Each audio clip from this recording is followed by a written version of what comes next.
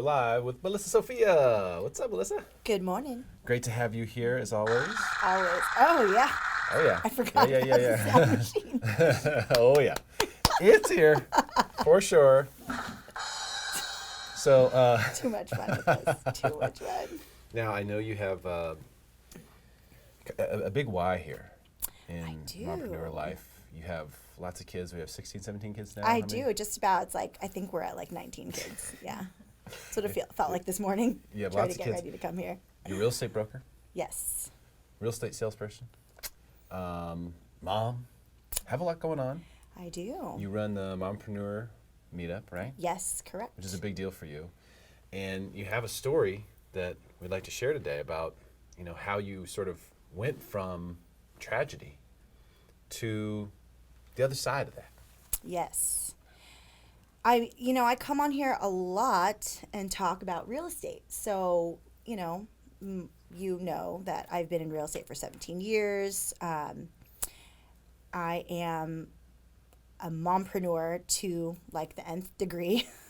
I have 4 kids, and with my real estate business, I've been doing it for 17 years, running the brokerage for 5. We're actually nominated by the San Diego Union Tribune Correct. for best real estate brokerage in San Diego, and this is the second year in a row for that nomination. But this year is really special because I was actually nominated for best real estate agent in San Diego. They're finally caught on. Yes. So please vote. Yeah, we'll put those links in Will the do. comments below. Yep, it's the San Diego Union Tribune Best List, which is really special because it's by the readers. So I'm so grateful. But yeah, so I am not a stranger to mompreneur life. And I think that there is just so much need for women who are, let me explain what a mompreneur is. So a mompreneur is a woman who is taking on the role of raising a family and at the same time running a career. Many of the women in the Mompreneur Meetup actually own their own businesses. Some have, 2 jobs, even 3 jobs, doing a side hustle, starting a podcast, writing a book. There are the caliber of the business women that join the Mompreneur Meetup is just really incredible. And what it is it's a mastermind group of women who are taking on this role. So one of the reasons why we gather once a month, and we do it the last Thursday of every month. And we also have like a Instagram and a Facebook to build a community to just kind of support each other. But what we do is we gather because, you're an entrepreneur. It can be a lonely road. A lot of times you're trying to figure out, what do you do next, or what this means, or how do you go about like starting this aspect of your business. You're on Google, you're trying to reach out and find someone who understands your industry and learn it from someone, right? Yeah. So entrepreneurship can be a lonely road, and motherhood can be a lonely road. Even though you can be surrounded by the chaos of a bunch of kids, you can be surrounded by people daily, but mentally, sometimes you can feel isolated. You can feel alone on that road.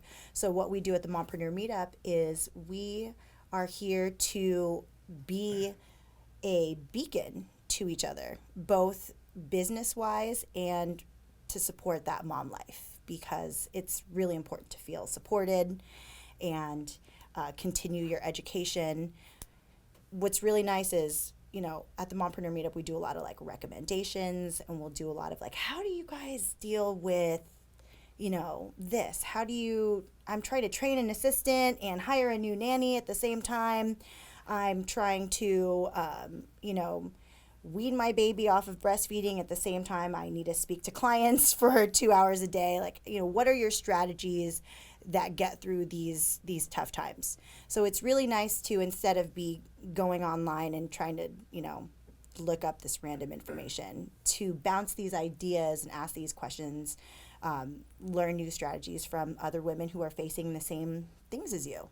And you have a meetup soon, right? We do. We actually have the Mompreneur Meetup. The next one is at the Farmer and the Seahorse on Thursday, this Thursday, the This Thursday? 27th. Yeah. Oh, wow. Yep. It's the 27th at 9:30 a.m. And kids are welcome because everyone's got tiny humans in tow. It's summertime. And Where is that? What's the name of this? have you been to Farmer and the Seahorse? No. Oh, it is awesome. So Farmer and the Seahorse is actually a restaurant that is owned and operated by Brian Malarkey. Ah, Awesome. yep. So he's a top chef, San Diego chef, and the food is amazing. Drinks are awesome. The best part is that there's this huge play area for kids. I mean, it's for everybody, but it's where we stick our kids. So it's really neat because it's over in Torrey Pines. It's got that beach vibe, and it's really like farm to table Farmer and Really? the Where Seahorse. is it? It's up in like the business parks, kind of across from the golf course. Okay. Yeah, like driving range. Like you just go right from that, and it's literally in the business park. Oh, okay. I know where this is. Do you? Yes. My wife went there with one of her friends. Oh yeah. See, because your And they wife loved it. Tanya knows. She knows what's up. She does know what's up. She finds these things. She does. She's like, we could walk to this place. It'd be a long walk, That but is awesome. we could do it. So the Farmer and the Seahorse. This Thursday, so just a couple days from now. Yes. 9:30 in the morning. Is it open? Yeah, this is wide open. We actually have a Facebook group, so if you are a mompreneur and you want to come and see what's up, if you want to see if this group is a good fit for you, if you want to network with other women that are like you and understand you, just join the Facebook group. Come and check out, what we chat about, and please come join us. It's going to be super fun. I think what is really incredible about the Mompreneur Meetup is that what we do is, you know how when you jump on a plane and they're like, put your oxygen mask on yourself before helping your you kids. help your kids. I think what we do is help advocate women and remind them of that. We're sitting here. There's a natural feeling that we want to give everything to our families, and as mothers, we have the tendency to empty every drop in the bucket into our families. But we have to remember that to keep pouring out to everyone around us, we need to refill our own bucket. And I think that is what is so important. Part of the inspiration of what brought me here is my mom was an incredible entrepreneur. She moved here from the Philippines. She didn't have a super huge understanding of the culture, and she came and became a very successful San Diego real estate agent. So I watched her work really hard to be there. And one of the things that she did that I could see from a very young age is that she kind of gave her all to everything. It was like all she knew how to do.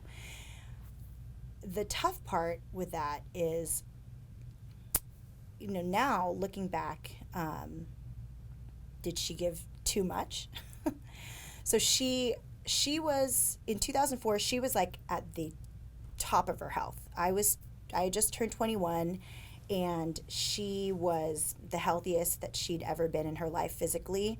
We were at the top of our real estate game. I was moving into my second year as her partner in real estate, and we were like tripling our production. We were literally on the cusp of a huge producing year, and that was when real estate was really good. Really, really good. Really, really good. So 2003 going into 2004. Yeah, it was good times. So, she was working really hard, and she kind of did for everyone. She did not just provide for our family, but financially, mentally, taking on the care and the planning and just trying to do everything for our extended family and for friends and for more. She did the stay-at-home mom thing, plus she was building this big career, trying to help all of her clients. So one day, it was New Year's Eve, and she actually called me and said she needed help, which was so highly unusual. I literally, when she said that, I dropped everything I was doing and I started getting in my car because I was like, I don't know where she is or what she needs, but I need to go because my mom never asked for help. So I drove to her, and she had a severe headache. And so I jump in her car and I'm like, this is wrong. I'm going to take you straight to the ER. She's like, okay, but you need to call and cancel this. She literally was like, there is a notary headed to my house. Can you cancel this? Can you reschedule this? So I'm on the phone. I'm rescheduling these things. And she actually lost consciousness in my car. So I was like hauling through the streets of Claremont, like dodging cars, rushing to the ER.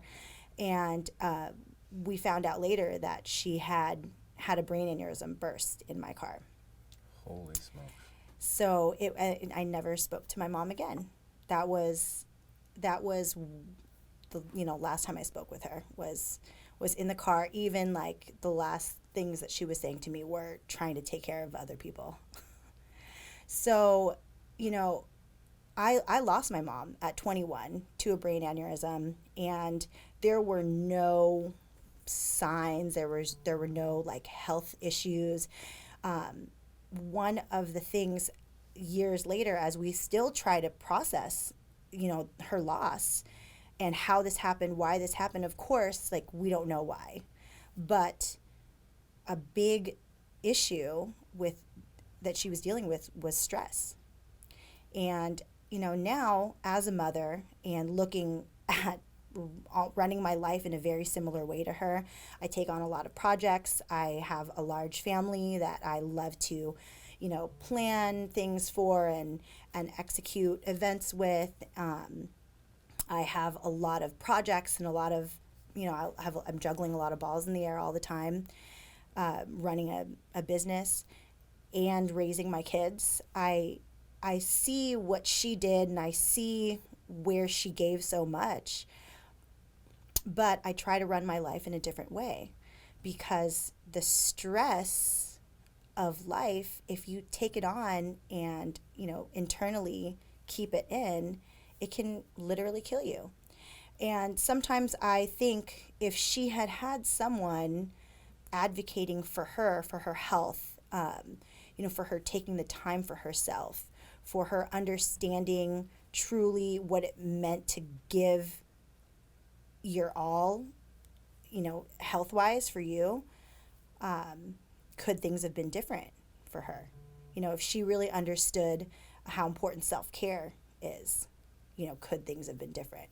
So, now my life's purpose is to help spread awareness to mothers and to women in general, business women and women staying at home with the kids. We need to advocate for ourselves, to gather support from our community, from our families, from our husbands, and to really speak up for what we need, to get the help that we need, to have the friendship that we need, and really take the time for the self-care that we need to take. So that's why we have formed the Mompreneur Meetup, because having that support and having someone who understands what you're going through can make a world of difference. No question. Yeah. Especially when it comes to the stress element. Yeah. It's always, when you operate in a silo, Yes. it's always difficult to allow things to pass through. Right. And what you need in that situation with stress is you need to allow it to pass through. It's going to come. Right. The question is, does it stick? Yep. And if it sticks, it can build up and turn into things. Exactly. It can create literal health issues. illness. Yeah, it can create Absolutely. health issues just from stress, which Yep. is really like a mental thing, right? So Yes. it's one of those situations where you just have to make sure you're not on an island. Right. And I think that's what you're doing. You're saying, hey, let's bring all of our islands together here and form a continent. Exactly. We're forming continents at the Mompreneur Meetup. It's a tough world out there right now. I mean, hasn't it always been? But as mompreneurs, most of the time we feel like we have like the best of and the worst of both worlds, because, as we're trying to achieve in our career as business women, we're expected to work like we don't have kids, but as mothers, we're expected to raise our kids like we don't work. And it's a catch-22. I think as women, as mompreneurs, what we are really looking for is a very big change in society and culture. I mean, there's government policies that need to change. There are, there's just general support from the community. But the most important thing is there's a change in mindset that needs to occur, especially, in my opinion, in the business culture, because as women, we really have a tougher time breaking back in to our careers following raising a family. So I think that is changing. There's a lot more support. I think that there's a lot more support from the husbands. But as far as like society and business culture, there are still big strides that need to be made. So that is something, as we gather at the Mompreneur Meetup, as we discuss with other women the kind of issues that we're facing, we can help, correct that and make strides to fix that. And a lot of those perceptions and whatnot, you can take them differently. Yes. You can approach them differently. Right. Because everyone's got their own life to live. Exactly. You know what I mean? So, and you can make of it whatever you want, really. Right.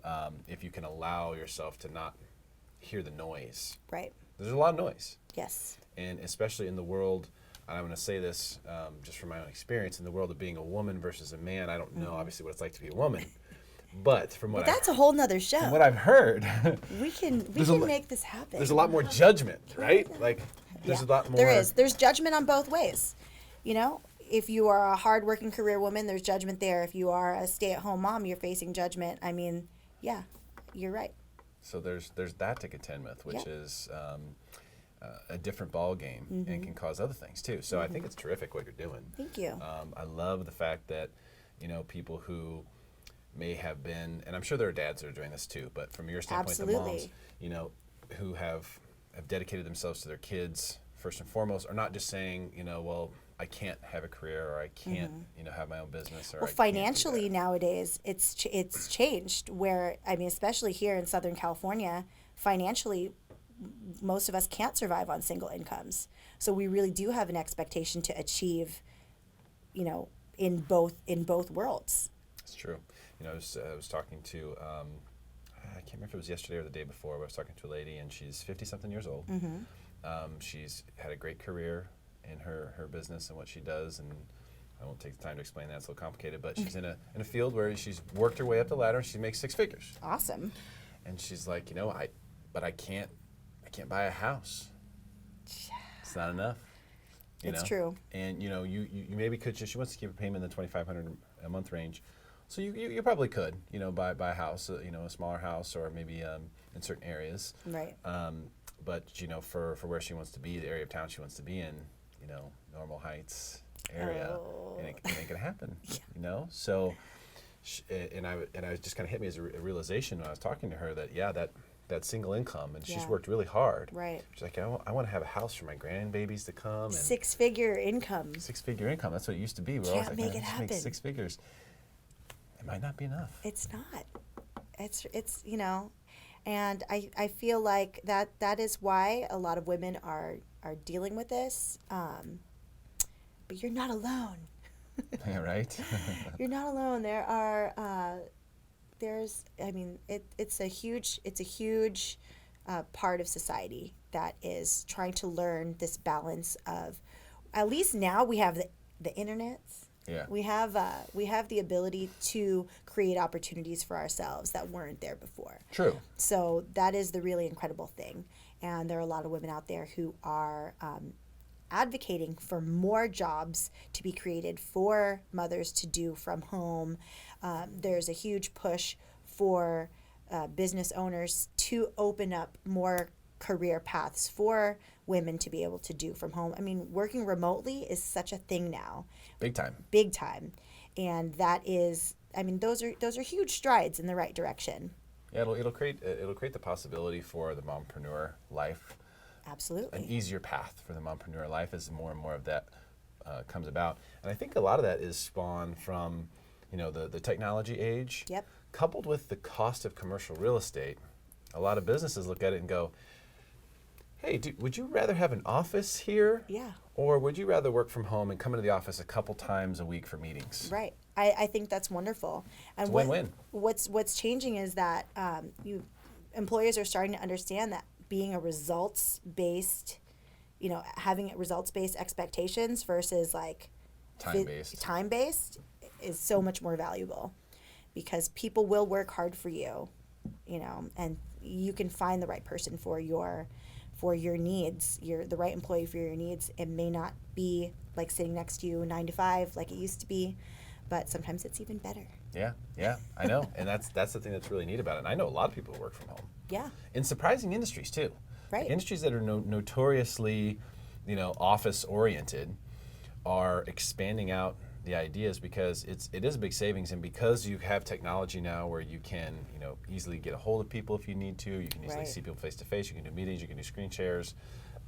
There's a lot more opportunities like that. I think the trend is going to continue in that direction. I'm concerned about some of these REITs and different investments that people are in, these yeah. commercial building investments and stuff.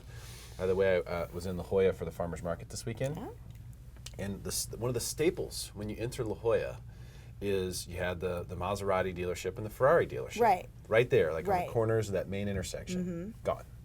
Wow, they're both gone. Both gone. I was like, wow. Ouch. Yeah, right? Like that's saying something there. Now I'm Yeah. sure the rent for those spaces is astronomical. Right. But they moved to, I'm not sure exactly where it was, but 92111 is where they moved. See, and that's the thing, is the brick and mortar is going by the wayside. Everyone's having a tough time with brick and mortar. So Yeah, there's opportunities as well. We walk through, just like even Del Mar, where we live, and we walk up and down Camino Del Mar, where there's a lot of retail shops. right. There's a lot of spaces for lease. Oh yeah, Camino Del Mar. A lot of spaces for lease. There's not The enough one traffic. Paseo. Yeah. Have you been there? Yes. There's a Tesla charging station there Yeah. There's like a on whole. the third floor. Oh parking really? lot. I didn't know that. Yeah. And the whole bottom floor is going to be like charging stations too. Oh really? They're like the entire front half of the parking structure. Awesome. No, that looks really, really cool. There's a bunch of residential that's going in there too. Yep. And that just kind of coincides with the whole efficiency of life, right? That seems to be the next wave of what's going on. Exactly. The next wave of what people want. Exactly. Hey, I can live here, I can walk to everything I need, I can work from home. Yep. That's freedom. There are a lot of strides being made as far as like education and technology. We just need, the structure, the societal structures to follow suit. So. Did you see that both Elizabeth Warren and Bernie Sanders were saying they want to forgive all the student loan debt? Do you guys have any student loans? Either one of you have student loans? No, no student loans. Wow, that's unusual. How about that? We don't Congratulations have- to you guys. Well, all right. A lot of people with student loans out there. Oh, We everybody has student loans. I have tons of people who have issues buying homes because their student loans, their debt to income ratio is so high. And this is something that came up now during the first economic stimulus back in the beginning of the Great Recession. And when they first said we're gonna print $1 trillion, when the Federal Reserve first said, okay, we're gonna print $1 trillion. Yeah, that was a good one. My initial reaction at the time, college or student loan debt at that time was only right under $1 trillion. You would be better off just wiping out the student loan debt. Right. That'd be a better move to make. Yep. Look at how many people would buy They houses. would increase, it Cars. would increase the economy big time. Boom, boom, boom, boom, boom. That money would just immediately Agree. go to big ticket items. Absolutely. And I know some people who are like screwed. Like I have one friend who she has like $500,000 Yeah. in student loans. And then is she using her degrees? It's a really sad story that I'm not going to go into in great detail. 'cause But I she's don't not, wanna right? Call her out. I'm telling She you. can't pass the bar. Oh. So Yeah. here you have $500,000 in student loans, and you're stuck being a paralegal.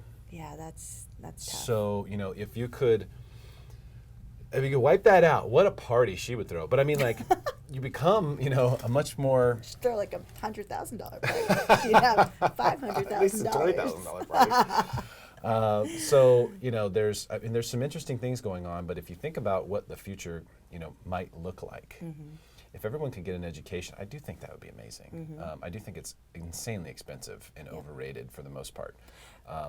So if stay-at-home moms are the most educated that they ever have been. Is that right? Right now, yeah, because all of these women have degrees.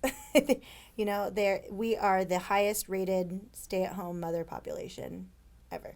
Education-wise. Education-wise. And that makes sense. It does. It does, because you go and you use your education. Right.